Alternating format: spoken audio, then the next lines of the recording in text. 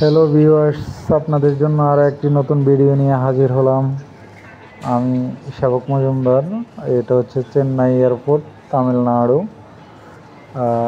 Chennai CMC hospital থেকে চিকিৎসা শেষে যখন বাড়ি ফিরছিলাম তখন চেন্নাই এয়ারপোর্টে অপেক্ষার সময় দেখুন একটি বিমান তার অবস্থানে কীভাবে ফিরে আসতেছে। বিমান ঘোরার জন্য আসলে বেশি জায়গার প্রয়োজন হয় না, খুব স্বল্প জায়গার মধ্যে বিমান কীভাবে ঘুরতে পারে তা দেখুন আপনারা।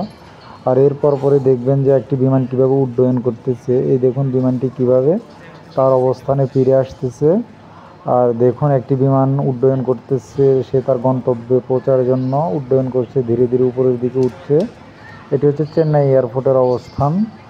আমরা যখন চেন্নাই সিএমসি হসপিটাল থেকে বাড়ি ফেরার পথে ঢাকা এয়ারপোর্টে যখন আমরা এয়ারপোর্টে এসে পৌঁছলাম তখন ভিতর ওয়েটিং রুমে বাইরে সকল কার্যক্রম শেষ করে ভিতরের কার্যক্রম শেষ করার পর যখন আমরা আমাদের গন্তব্যস্থলে আসব তার আগ মুহূর্তে আমরা আসলে যেখানে ওয়েটিং রুম সেখানে বসে আছি।